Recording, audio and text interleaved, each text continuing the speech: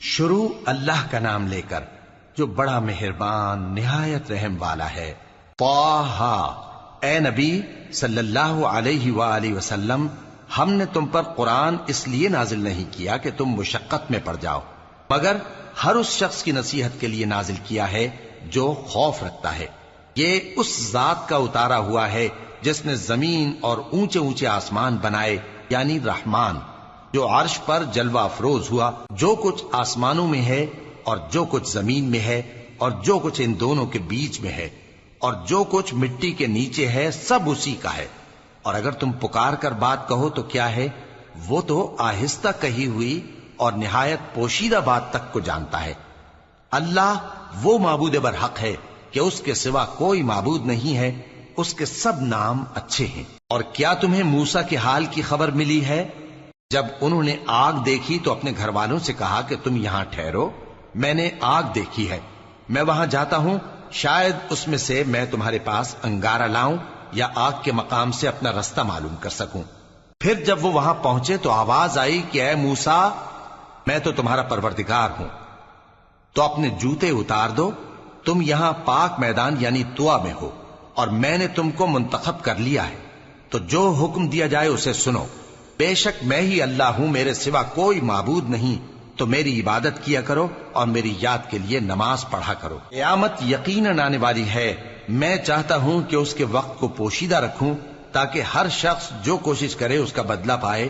تو جو شخص اس پر ایمان نہیں رکھتا اور اپنی خواہش کے پیچھے چلتا ہے، کہیں تم کو اس کے یقین سے روک نہ دے، تو اس صورت میں تم ہلاک ہو جاؤ۔ اور اے موسیٰ، یہ تمہارے داہنے ہاتھ میں کیا ہے؟ انہوں نے کہا، یہ میری لاٹھی ہے، اس پر میں ٹیک لگاتا ہوں اور اس سے اپنی بکریوں کے لیے پتے جھاڑتا ہوں، اور اس میں میرے اور بھی کئی فائدے ہیں۔ فرمایا کہ موسیٰ اسے زمین پر ڈال دو، تو انہوں نے اس کو ڈال دیا اور وہ یکا یک سانپ بن کر دوڑنے لگا۔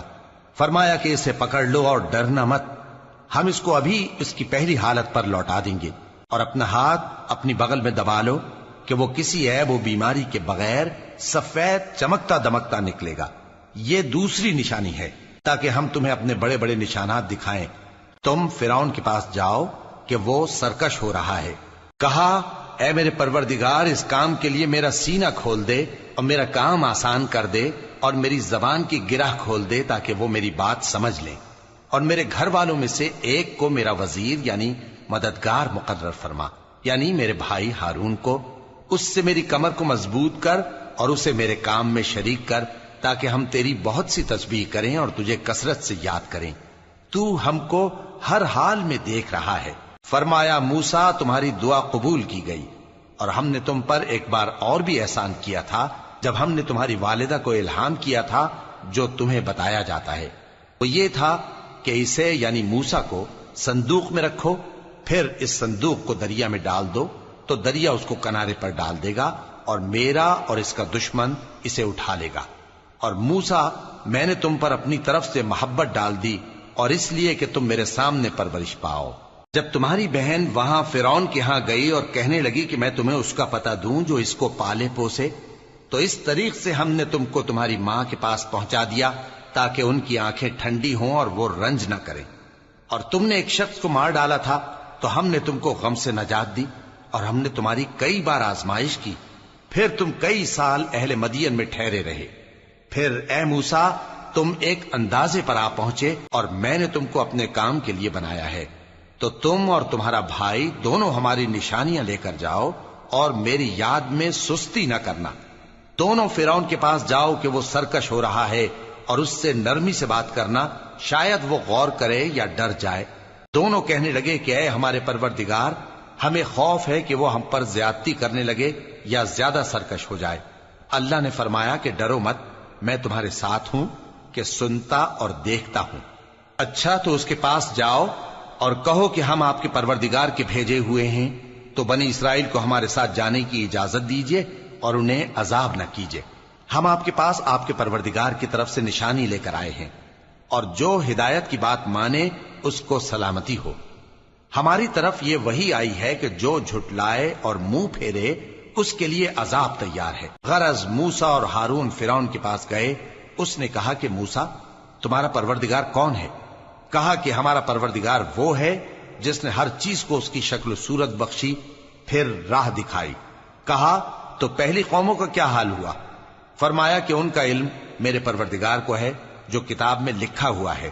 میرا پروردگار نہ چوکتا ہے نہ بھولتا ہے۔ وہ وہی تو ہے جس نے تم لوگوں کے لیے زمین کو فرش بنایا اور اس میں تمہارے لیے رستے بنا دیے اور آسمان سے پانی برسایا، پھر اس سے مختلف نباتات پیدا کی کہ خود بھی کھاؤ اور اپنے مویشیوں کو بھی چراؤ۔ بے شک ان باتوں میں عقل والوں کے لیے بہت سی نشانیاں ہیں۔ اسی زمین سے ہم نے تم کو پیدا کیا اور اسی میں ہم تمہیں لوٹائیں گے اور اسی سے ہم تمہیں دوسری دفعہ نکالیں گے۔ اور ہم نے فرعون کو اپنی سب نشانیاں دکھائیں، مگر وہ تکذیب اور انکار ہی کرتا رہا۔ کہنے لگا کہ موسیٰ، کیا تم ہمارے پاس اس لیے آئے ہو کہ اپنے جادو کے زور سے ہمیں ہمارے ملک سے نکال دو؟ تو ہم بھی تمہارے مقابل ایسا ہی جادو لائیں گے، تو ہمارے اور اپنے درمیان ایک وقت مقرر کر لو کہ نہ تو ہم اس کے خلاف کریں اور نہ تم، اور یہ مقابلہ ایک ہموار میدان میں ہوگا۔ موسیٰ نے کہا کہ آپ کے لیے یوم زینت کا وعدہ ہے، اور یہ کہ لوگ اس روز دن چڑھے اکٹھے ہو جائیں۔ تو فرعون لوٹ گیا اور اپنے سامان جمع کر کے پھر آیا۔ موسیٰ نے ان جادوگروں سے کہا کہ یہ تمہاری بربادی ہوگی، اللہ پر جھوٹ نہ باندھو، وہ تمہیں عذاب سے فنا کر دے گا، اور جس نے جھوٹ باندھا وہ نامراد رہا۔ تو وہ باہم اپنے معاملے میں جھگڑنے اور چپکے سرگوشی کرنے لگے۔ کہنے لگے یہ دونوں جادوگر ہیں، چاہتے ہیں کہ اپنے جادو کے زور سے تم کو تمہارے ملک سے نکال دیں اور تمہارے بہترین مذہب کو نابود کر دیں۔ تو تم جادو کا سامان اکٹھا کر لو اور پھر قطار باندھ کر آؤ۔ آج جو غالب رہا وہی کامیاب ہوا۔ جادوگر بولے کہ موسیٰ، یا تو تم اپنی چیز ڈالو یا ہم اپنی چیزیں پہلے ڈالتے ہیں۔ موسیٰ نے کہا بلکہ تم ہی پہلے ڈالو۔ جب انہوں نے چیزیں ڈالیں تو یکا یک ان کی رسیاں اور لاٹھیاں موسیٰ کے خیال میں ایسی آنے لگیں کہ وہ میدان میں ادھر ادھر دوڑ رہی ہیں۔ اس وقت موسیٰ نے اپنے دل میں خوف محسوس کیا۔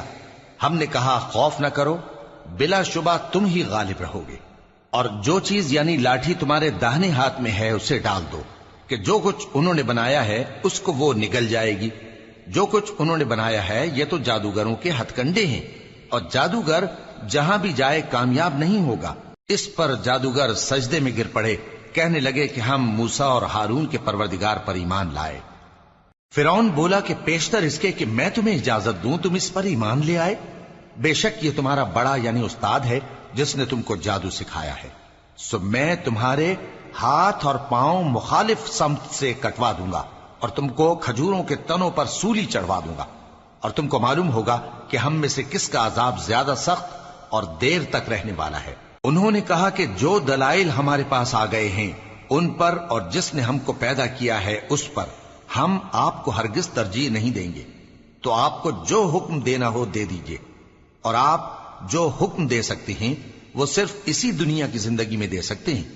ہم تو اپنے پروردگار پر ایمان لے آئے تاکہ وہ ہمارے گناہوں کو معاف کرے، اور اسے بھی جو آپ نے ہم سے زبردستی جادو کرایا، اور اللہ سب سے اچھا ہے اور ہمیشہ باقی رہنے والا ہے۔ جو شخص اپنے پروردگار کے پاس گناہگار ہو کر آئے گا تو اس کے لیے جہنم ہے جس میں نہ وہ مرے گا نہ جیے گا، اور جو اس کے روبرو ایماندار ہو کر آئے گا اور عمل بھی نیک کیے ہوں گے تو ایسے لوگوں کے لیے اونچے اونچے درجے ہیں، یعنی ہمیشہ رہنے کے باغ جن کے نیچے نہریں بہ رہی ہیں، ہمیشہ ان میں رہیں گے، اور یہ اس شخص کا بدلہ ہے جو پاک ہوا۔ اور ہم نے موسیٰ کی طرف وہی بھیجی کہ ہمارے بندوں کو راتوں رات نکال لے جاؤ، پھر ان کے لیے سمندر میں لاٹھی مار کر خشک رستہ بنا دو، پھر تم کو نہ فرعون کے آ پکڑنے کا خوف ہوگا اور نہ غرق ہونے کا ڈر۔ پھر فرعون نے اپنے لشکروں کے ساتھ ان کا تعاقب کیا تو سمندر کی موجوں نے ان پر چڑھ کر انہیں ڈھانک لیا یعنی ڈبو دیا، اور فرعون نے اپنی قوم کو گمراہ کر دیا اور سیدھے رستے پر نہ ڈالا۔ اے آل یعقوب، ہم نے تم کو تمہارے دشمن سے نجات دی اور تورات دینے کے لیے تم سے کوہ طور کی داہنی جانب مقرر کی، اور تم پر من اور سلوہ نازل کیا، اور حکم دیا کہ جو پاکیزہ چیزیں ہم نے تم کو دی ہیں ان کو کھاؤ اور اس میں حد سے نہ نکلنا، ورنہ تم پر میرا غضب نازل ہوگا، اور جس پر میرا غضب نازل ہوا وہ ہلاک ہو گیا۔ اور جو توبہ کرے اور ایمان لائے اور عمل نیک کرے پھر سیدھے رستے چلے اس کو میں بخش دینے والا ہوں۔ اور اے موسیٰ، تم نے اپنی قوم سے آگے چلے آنے میں کیوں جلدی کی؟ کہا وہ میرے پیچھے آ رہے ہیں، اور اے میرے پروردگار میں نے تیری طرف آنے کی جلدی اس لیے کی کہ تو خوش ہو جائے۔ فرمایا کہ ہم نے تمہاری قوم کو تمہارے بعد آزمائش میں ڈال دیا ہے، اور سامری نے ان کو بہکا دیا ہے۔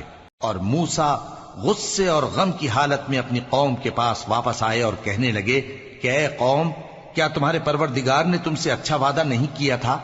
کیا میری جدائی کی مدت تمہیں لمبی معلوم ہوئی، یا تم نے یہ چاہا کہ تم پر تمہارے پروردگار کی طرف سے غضب نازل ہو، اور اس لیے تم نے مجھ سے جو وعدہ کیا تھا اس کے خلاف کیا؟ وہ کہنے لگے کہ ہم نے اپنے اختیار سے آپ سے وعدہ خلافی نہیں کی، لیکن ہم ان لوگوں کے زیوروں کا بوجھ اٹھائے ہوئے تھے، پھر ہم نے اس کو آگ میں ڈال دیا، اور اسی طرح سامری نے ڈال دیا۔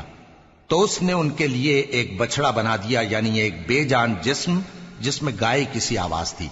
تو لوگ کہنے لگے کہ یہی تمہارا معبود ہے اور یہی موسیٰ کا معبود ہے، مگر وہ بھول گئے ہیں۔ تو کیا یہ لوگ نہیں دیکھتے کہ وہ ان کی کسی بات کا جواب نہیں دیتا، اور نہ ان کے نقصان اور نفع کا کچھ اختیار رکھتا ہے؟ اور ہارون نے ان سے پہلے ہی کہہ دیا تھا کہ لوگوں، اس کے ذریعے تمہیں فتنے میں ڈال دیا گیا ہے، اور تمہارا پروردگار تو رحمان ہی ہے، تو میری پیروی کرو اور میرا کہا مانو۔ وہ کہنے لگے کہ جب تک موسیٰ ہمارے پاس واپس نہ آئیں ہم تو اس کی پوجا پر قائم رہیں گے۔ پھر موسیٰ نے ہارون سے کہا کہ اے ہارون، جب تم نے ان کو دیکھا تھا کہ گمراہ ہو گئے ہیں تو تم کو کس چیز نے روکا تھا؟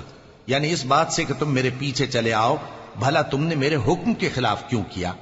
کہنے لگے کہ اے ماں جائے، میری داڑھی اور سر کے بالوں کو نہ پکڑیے، میں تو اس سے ڈرا کہ آپ یہ نہ کہیں کہ تم نے بنی اسرائیل میں تفرقہ ڈال دیا اور میری بات کو ملحوظ نہ رکھا۔ موسیٰ نے فرمایا تو اے سامری تیرا کیا حال ہے؟ اس نے کہا کہ میں نے ایسی چیز دیکھی جو اوروں نے نہیں دیکھی، تو میں نے فرشتے کے نقش پا سے مٹی کی ایک مٹھی بھر لی، پھر اس کو بچڑے کے جسم میں ڈال دیا، اور مجھے میرے جی نے اس کام کو اچھا بتایا۔ موسیٰ نے کہا جا، تجھ کو دنیا کی زندگی میں یہ سزا ہے کہ کہتا رہے کہ مجھ کو ہاتھ نہ لگانا، اور تیرے لیے ایک اور وعدہ ہے، یعنی عذاب کا جو تجھ سے ٹل نہ سکے گا، اور جس معبود کی پوجا پر تو جمع ہوا تھا اس کو دیکھ، ہم اسے جلا دیں گے، پھر اس کی راکھ کو اڑا کر دریا میں بکھیر دیں گے۔ تمہارا معبود تو اللہ ہی ہے، جس کے سوا کوئی معبود نہیں، اس کا علم ہر چیز پر محیط ہے۔ اس طرح ہم تم سے وہ حالات بیان کرتے ہیں جو گزر چکے ہیں، اور ہم نے تمہیں اپنے پاس سے نصیحت کی کتاب عطا فرمائی ہے۔